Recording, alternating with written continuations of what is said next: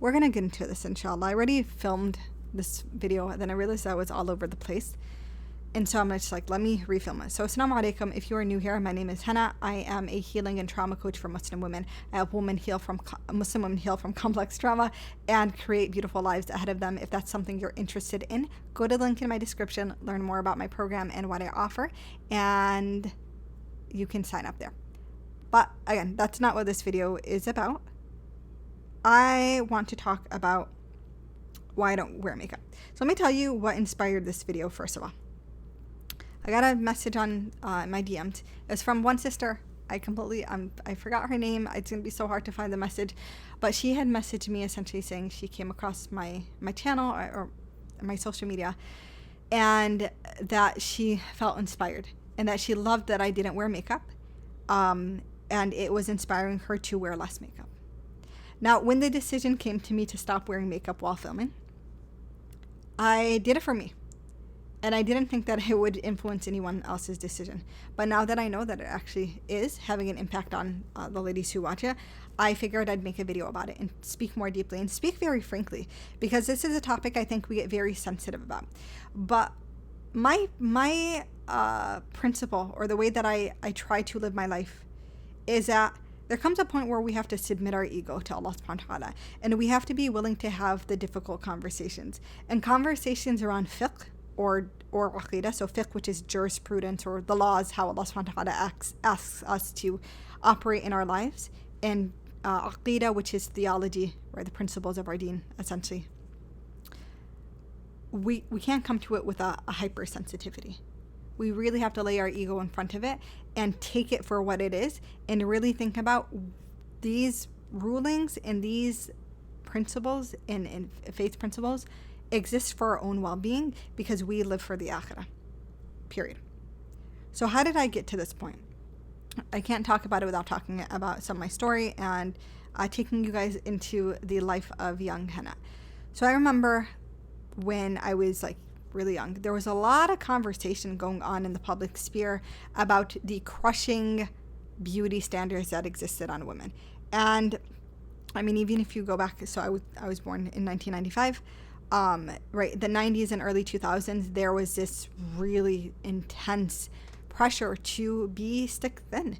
It's kind of crazy because there's a mind-boggling number of women that came out of that era with eating disorders, but there was a lot of conversation around the negative standards in this obsession with the appearance of women has caused on the mental well-being of women.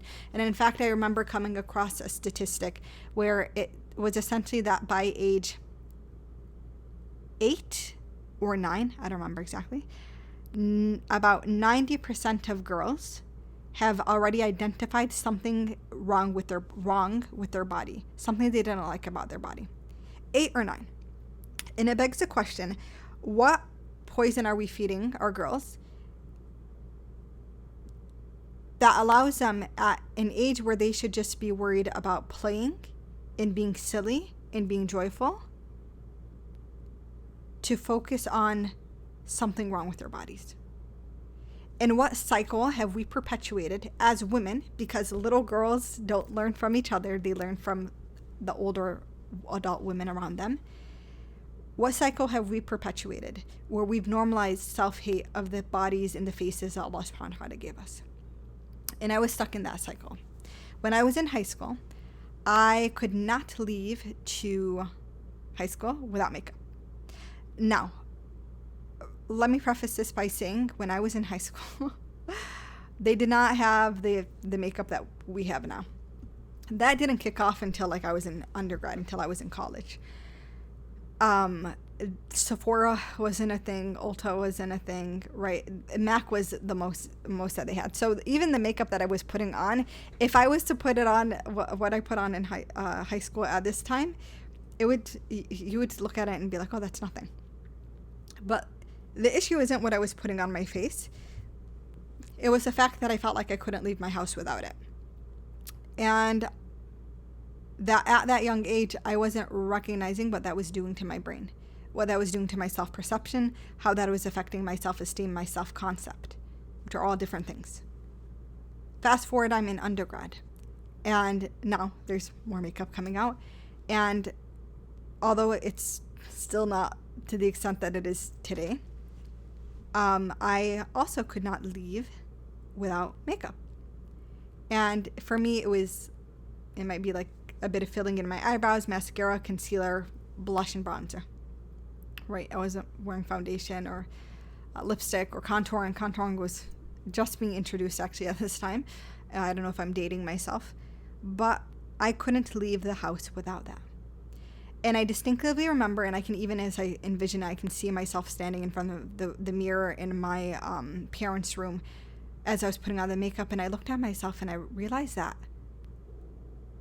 the thought came to my mind that I look weird with no makeup, and so I have to put makeup on. And that was a moment, like an epiphany moment. What just happened to my self-perception that allowed me to get to the point where I look at the face that Allah subhanahu wa ta'ala literally placed on me, that He decided it was going to look like this, and I thought that it looked abnormal when it is quite literally the most normal thing about me.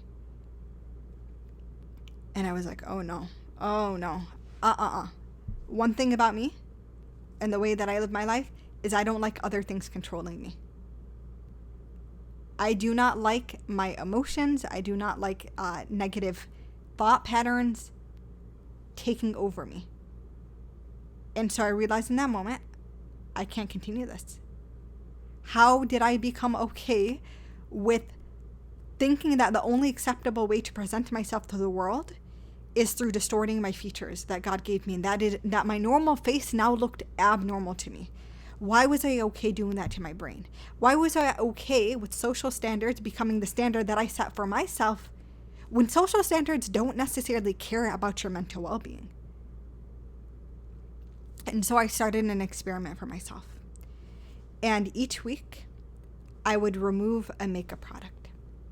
And so if I was, all those things that I told you initially I'd wear, maybe that week I wasn't wearing bronzer. Maybe the next week I wasn't wearing blush. Maybe the next week I wasn't wearing mascara, until I could get comfortable with my face again. Now this was, as I speak about this, I'm speaking about it from a psychological perspective. But then there's the added layer of nuance of being a Muslim woman. And when I say that I'm a Muslim woman, I have to recognize that I've accepted the identity of Muslim. And if you accept the identity of Muslim, then you accept the fact that a Muslim is the one who submits themselves to the will of Allah subhanahu wa ta'ala, who bends themselves to the preference of Allah subhanahu wa ta'ala. When Allah subhanahu wa ta'ala tells us to do something, we do it. Sima'na wa ta'na. We hear and we obey because we understand God, the creator of the heavens and the earth, the entire universe, knows what is best for us. And I knew, and this is, by the way, this is point blank fact. I feel like social media, TikTok, Islam has distorted what we understand Islam to be, but Islam doesn't change. Fiqh doesn't change. Just because our understanding and our willingness to accept it changes doesn't mean that it changed. That the standard changed. And I knew that makeup that was intended essentially to enhance or distort features was sinful. Now, of course, there's an exception. You guys might be familiar when it comes to covering up abnormalities or blemishes. Let's say you have dark under eye circles, scarring, hyperpigmentation, acne, things of that sort. That's a different conversation. But that's not what I was doing.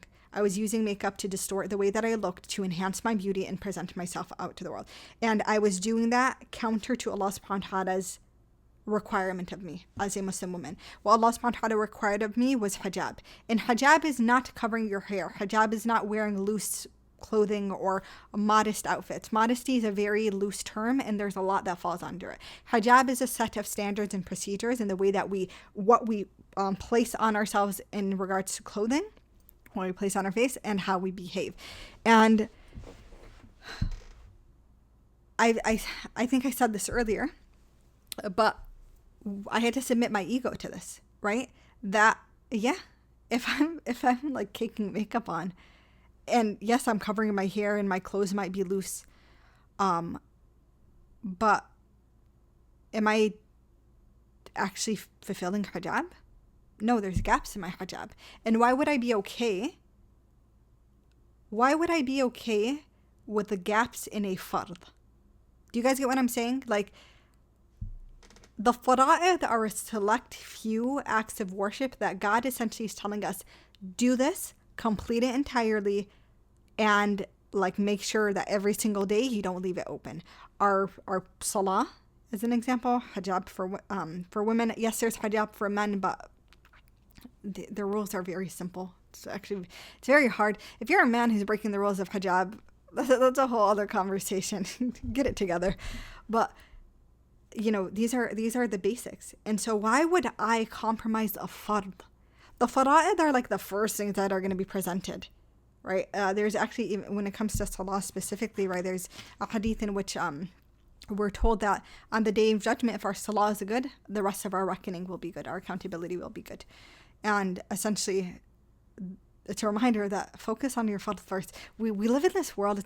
TikTok Islam is what I call it, right? We'll do everything except for what we're supposed to do, right? Like we're going to all the nawafil, all the extra, and they're beautiful, they're amazing, they're good things to do, but not at the expense of your fard. If you have to choose one or the other, choose your fard, even if it means you're not doing anything extra. There was a man that came to the Prophet ﷺ, and he essentially asked, you know, Ya Rasulullah, if I pray and I fast and I give zakah and I do hajj and, you know, I testify that there's no God but Allah and you are his messenger, and I do nothing more than that and nothing less, will I enter Jannah? And the Prophet said yes. Nowadays we come in and we're like, you know, I'm not really praying, and sometimes I'm fasting, but I get hungry, so I break it early. And you know, Hajj, I'm probably gonna do that when I'm like 50 or 60, like after I'm done sitting.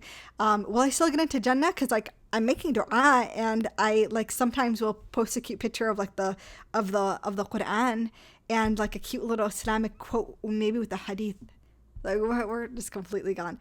We have to shift our perspective. We have to get back to what really matters, because shaitan is really good at like, he doesn't, it's not all at once that he pulls off. He moves us slowly. It's like a gentle tap, and he sways us in a certain direction until we are not fulfilling our fara'id, and then we're trying to make exceptions for Islam for ourselves.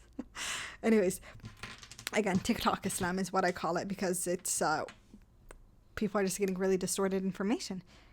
I wasn't okay with that. I wasn't okay with my hijab being something I was compromising, even if everyone else was doing it. Now, fast forward, I'm 29. I'm my last year of my 20s, and I see how corrupted our perception and understanding of hijab has become. And it became scary to me. Because one thing you'll notice if you read the Quran, I hope a lot of my followers are people who, you know, read the Quran often. But so often in the Quran, Allah subhanahu wa ta'ala will reference essentially the scarcity of believers. He will say something along the lines of like, and they all disbelieve except for a few. And they all do the sin except for a small group of them, right? It's always except for this tiny group. And it's a reminder to us that even as believers in Allah subhanahu wa ta'ala, we are always at risk of becoming from the majority who disobey Allah subhanahu wa ta'ala, even though we say that we submit to him and we obey him. And I want to be from the minority. That's who I want to be from. And so yes, despite the fact that any hijabi influencer that I can think of, which is really sad when I think about it, is actually portraying what is not full hijab. It's actually not hijab. So in case people, you might not know this, so I'll just break down the fiqh really quick. The fiqh of hijab and the requirements of hijab, they're pretty simple. We cover, except for our face, our hand, and according to some scholarly opinions, your feet. Clothes should be loose, not form-fitting, not showing your figure, and you should not be wearing beauty-enhancing makeup. I want you to think about the number of hijabi influencers that you can think of who actually abide by these standards. I can think of two, which is actually so devastating when I think about that. And in fact, even the niqabi influencers, which for me it's odd because I come from a community where niqab is very common. And I remember when I used to see women in niqab in years past, well before like social media, Instagram and all that was the thing. there was almost like this regalness to it. It's almost like queen-like essence. There was this it was just beautiful because it was the full submission of your modesty to Allah subhanahu wa ta'ala. And now I see women who wear niqab, and this is not a judgment on them. This is just calling out objectively what I'm seeing and what it is, right? Niqab, loose fitting, some of them even wearing gloves, right? But then mascara and eyeliner and, brow is done up. And it just makes you think. Even the pinnacle of modesty has fallen to the influence of societal standards on the way women look. Woo, that's scary. Wallah al-Azim, that's scary, because there was you'll hear this, like I've heard this quote. It's like, when shaitan can't get you to uncover your beauty, he'll get you to beautify your cover. And I want to be from that minority. I don't. And another thing that kept coming to mind is, after this, like, sister telling me that, I'm inspiring her to wear less makeup, is I'm on social media. I am on social media, meaning at one point when I pass away, when Allah subhanahu wa ta'ala, let me not say it with, like, sometimes I feel like when we talk about death, we use cover up language, pass away. When I die, when Allah subhanahu wa ta'ala sends the angel of death to remove my soul from my body, because He's going to do that, who is going to go back through my social media and delete all of the, I don't have thirst traps, but let's say I did, all the thirst traps or the immodest photos. Alhamdulillah, I don't have those photos, but I'm saying if I did, who is going to do that? Who's going to care to do that? And what happens if it just remains up there? And then we're throwing this out. Imagine for any sisters here who don't wear hijab. Think about that as well, right? Who is going to do that? And in fact, when that thought came to mind, I went through my social media and I started just deleting a bunch of stuff. And I switched up the way that I kind of did my socials, because they're public. It's different if it's private. Right? My private social media on Muhammad Muhammad, I have women following me, so it doesn't really matter. But we forget that your deeds continue to follow you after you have passed away. And this is why you should be very careful to place your sins on social media. Social media is going to be one of the biggest curses of our generation on Yawm al-Qiyamah. Truly, truly, truly, deeply. Because what it did was it magnified the capacity of our sin to fall in front of the eyes of people. And Allah subhanahu wa ta'ala tells us He will forgive every sin that we ask, forgiveness for, except for those that we almost brag to people about, right? That Allah subhanahu wa ta'ala will place His curtain, His hijab, His sitr, right, on that sin, meaning He won't expose you regarding it, and then you go and you expose yourself with, like, right, like the thirst traps. It bothers me to my core. And again, ladies, this is not coming from a holier than thou perspective.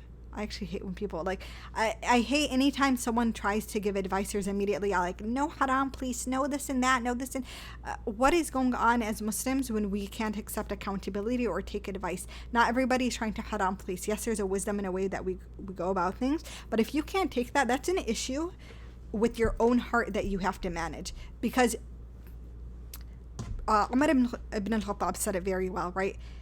Take account before you are take account of yourself before you are taken to account. Meaning, do the muhasabah in this world, like, let yourself be called out of it and do the refinement before Allah subhanahu wa ta'ala calls you out on it. I think some of us are a little too comfortable and confident with Allah subhanahu wa ta'ala's mercy, forgetting that Allah subhanahu wa ta'ala tells us He's ar-Rahman ar-Rahim, but He also tells us in the Quran that He is Shadid al-Aqab, right? That He is the most severe of punishers. And there's another point in the Quran that describes that as Muslims, our punishment is twice as bad because we knew and we still didn't do right by it. So this isn't haram policing, as I'm saying. This is advice, because my channel, and this is a nice thing I like about YouTube, is you guys aren't as sensitive. I dropped off of TikTok. I was just like, I'm done. Y'all too much ego on there, subhanAllah. Rip your ego out and just throw it in front of Allah subhanahu wa ta'ala. I promise you your life will be so much better. the example that popped to mind is there's so much almost sexualization, not even sexualization of hijab.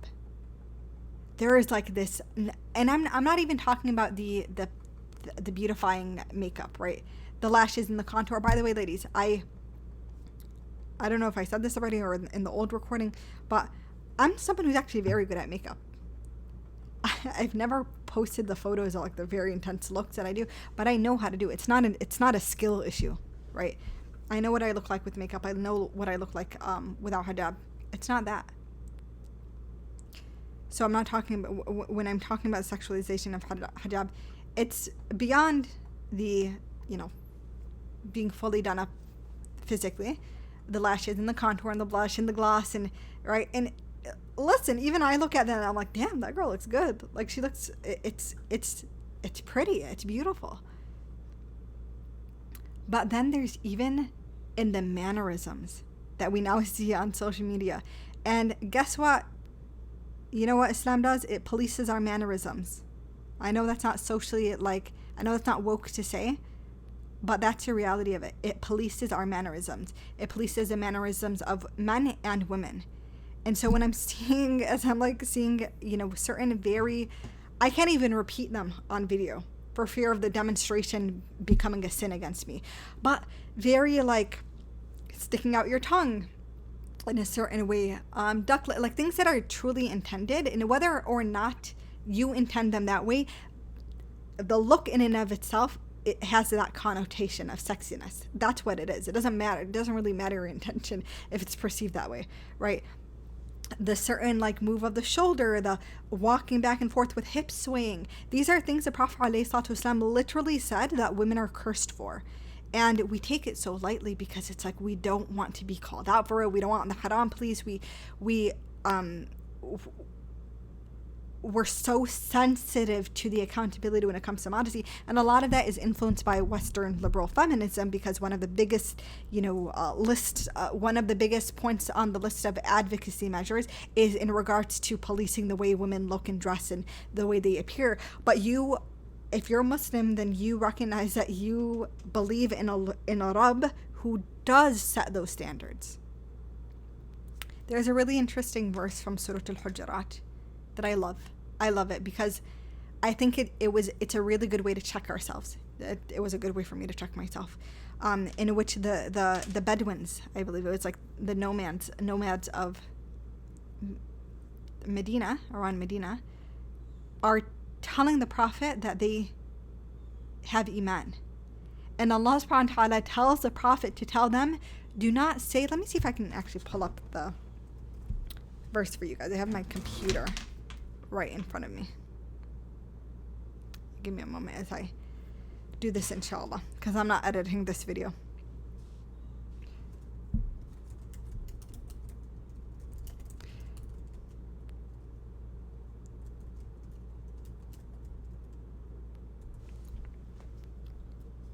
So essentially they come to him and they say,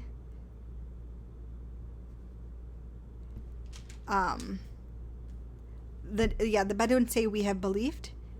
Allah tells the Prophet to say, you have not believed, but say we have submitted, for faith has not yet entered into your hearts. But if you obey God and his messenger, he will not diminish any of your deeds. God is forgiving and merciful. We flipped that. We completely, we spun it around. When I hear the arguments, social media. Public sin, by the way, you guys, gets public call out. When you are sinning publicly, one day on the day of judgment, you're going to be very grateful to the people who called it out. Now, of course, again, there's an adab. You shouldn't be calling someone out in a sinful way. That doesn't make sense. But the point is, public sin gets public call out. That's the point. And the arguments tend to come from this place of Iman, right? This Iman, you don't know what's in her heart or his heart. You don't know what they do between them and Allah. These are arguments from Iman, right? Whereas the Quran tells us Iman is a secondary. Iman comes after submission. And right now we're not talking about what is in your heart or what you do. What's in your heart or what you do in regards to your relationship with Allah. We're just talking about submission. how you show up in the world as a Muslim. Because submission can be seen. Submission is action, right? And what happens when we do that, we switch it around, is that ego comes in. Because ego thinks, we confuse ego for faith. But Iman is something more powerful than submission. If you can't even get the submission part down, it's going to be hard to get concrete Iman. I'm going to say you don't have Iman. Astaghfirullah. I'm not the one who can make that determination. But the point is, the Quran already tells us the order in which we go, and we can't assume that the other, the second consequence comes before the first. So I love that because it reminds us, right, that submission comes first. There are a lot of people that are coming to Islam for the first time, even born Muslims, coming to Islam for the first time. And we got to remember that if we're coming to Islam for the first time, we come to it with submission first. Oh, this is sinful? Throw it. The Sahaba, when they found out when a verse, because remember, they were the first to be educated or to learn about what is sinful. And specifically in regard to like sins that apply to Muslims that didn't apply to previous nations before Islam. And when they would hear those verses, they would act instantaneously. There's actually the example of when the verses regarding alcohol becoming forbidden happened, and the Muslims at that time were actually very heavy drinkers. They just poured, they took their kegs and they poured their wine out. And wine was just flowing through the streets because they heard, okay, Sami'na wa ta'ana, we heard and we obeyed. Going back to me, okay, I'm not saying I'm perfect.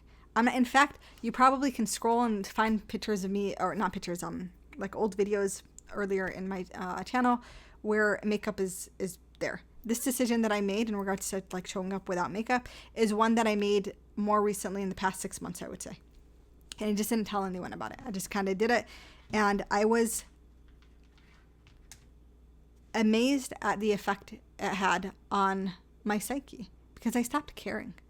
I knew that there were going to be people who made negative comments. By the way, there have been. Okay.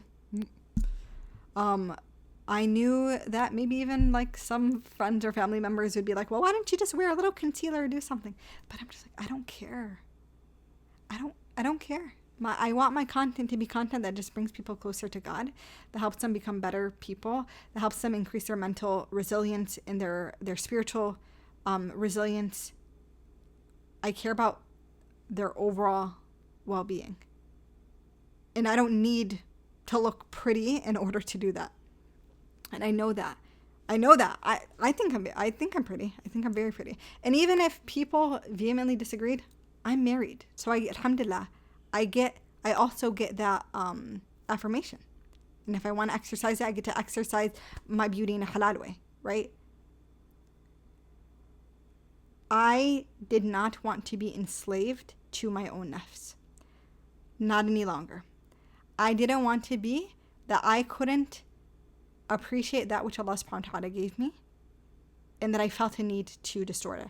I didn't want to be someone who allowed social standards of what a woman should look like to be my standard. I wanted God's standard to be my standard.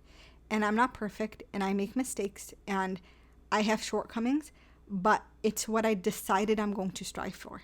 And I hope that maybe girls are watching this and they decide that they're going to strive for it too. And if you're someone who struggles with hijab, I challenge you to let go of TikTok Islam's version of like hijab is a journey. Let go of that for a second and just think about, what am I okay standing in front of Allah subhanahu wa ta'ala with?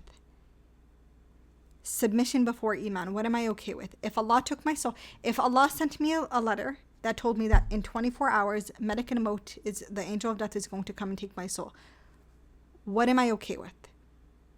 I feel like this conversation about hijab is a journey, although it comes from this place of trying to be sensitive to the fact that it's difficult. This entire 30-minute video has been talking about how I struggled with the beauty standards myself. It also gives an opening and a gap for shaitan to allow us to prolong things that we know we should change. We're giving ourselves a stretched out excuse when submission, it can happen in a single moment.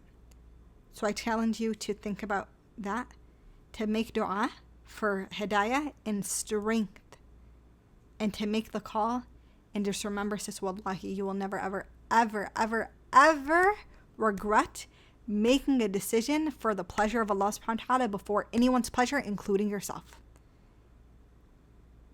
It's raining. I love when it rains. I hope you guys enjoyed that video. I know it was long. I don't know if people are going to actually fully watch this, but it took me a while to learn, and I don't want you to have to learn. I don't want you to spend as much time. Hit subscribe if you enjoyed this. You want to learn more about spiritual and mental resilience and healing. And I'll see you in the next one. Assalamu alaikum.